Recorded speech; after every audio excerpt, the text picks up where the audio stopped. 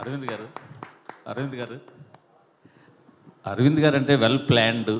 ఒక మాట మాట్లాడినా దాని వెనకాల ఎంతో చాలా ఆచితూచి మాట్లాడతారు. ఒక ఒక పని చేసిన ఏ విషయంలోనైనా సరే మీరు అసలు ఎక్కడ ఒక తడబాటు అన్నది ఉండదు. అలాంటిది ఇటీవల ఈ సినిమాకి చాలా ఎక్కువగా ఉత్సాహంతో ప్రచారం చేసినట్టు కనిపిస్తుంది. ఏంటి ఆ డిఫరెన్స్? ఎందువల్ల ఏంటి? సరే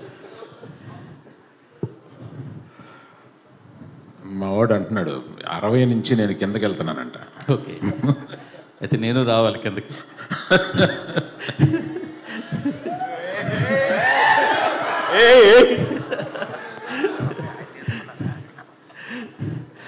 కాదు సార్, అంటే మీకు అర్థమైందా మిమ్మల్ని వేసుకున్నారు? అది మాకు కాదు సార్, మాకు ప్రతి ప్రెస్ మీట్లో మామూలే అది. అది మాకు కావాలి, మీకు కొత్తగానే కాదు సార్. మొన్న సరే డ్యాన్స్ చేయడము, సినిమాకి ఎక్కువ చెప్పడం అంతా బాగుంది. కంటిన్యూ 2 సార్లు కొంచెం మాట గబుక్కుని పడిందేమో మీ నోట పొరపాటున. అది ఎక్కువ సోషల్ మీడియాలో ట్రోలింగ్ వైరల్ అవుతుంది. అది మీకు గమనించారా? మీ దృష్టికి వచ్చిందా? బాగా గమనించానండి. మరి దానికి మీ కామెంట్? అంటే నో కామెంట్స్. అంటే కాదు, తడబాట పొరపాట మామూలుగా ఒరిజినల్గా మీరు చెప్పింది నో కామెంట్స్. ఇంక నో కామెంట్ అన్న తప్ప పొరపాట. సరే పోలేండి, మీరు నో కామెంట్ అన్న క్వశ్చన్ అడుగుతా. ఇది మొదట మీరు చూసినప్పుడు ఇది సబ్జెక్టు అంత వేయబుల్ కాదు అని మీరు అన్నారని వాసు గారు చెప్పారు.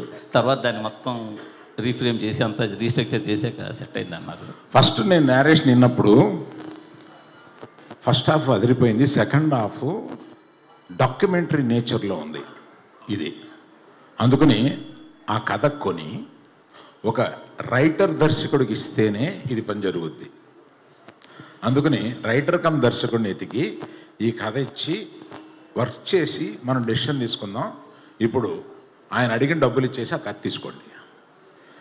ఇది కాకుండా ఏ జైలుకి 22 మంది వెళ్ళారో వాళ్ళందరి దగ్గరికి వెళ్ళి చేరి అది మేము సినిమాగా తీసుకోవడానికి రైట్స్ తీసుకోండి. ఇతను కథ రాసేస్తే ఈ కథ కొనుక్కుంటే మనకి పని అవ్వదు. అందుకని వాళ్ళందరి దగ్గరికి వెళ్ళి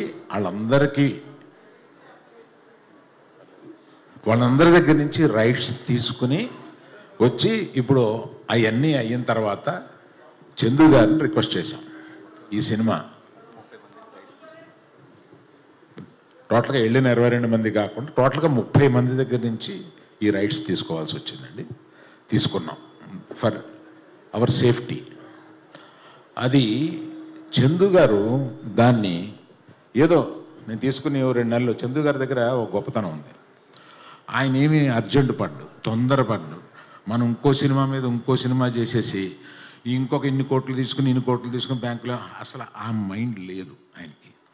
సినిమా ఆ జర్నీని, ఆ సినిమాని రాయడాన్ని, ఆ సినిమాని తీయడాన్ని, ఆ జర్నీని ఎంజాయ్ చేసే మనుషులు. ఆ జర్నీని ఎంజాయ్ చేసే మనుషులతోటి ప్రయాణం చేయాలని ఉంటుంది మాకు. యాక్చువల్గా యాక్చువల్గా చేసుకున్నామా చేసేసామా వెళ్ళిపోయి అట్లా ఉండదు ఆయనతోటి.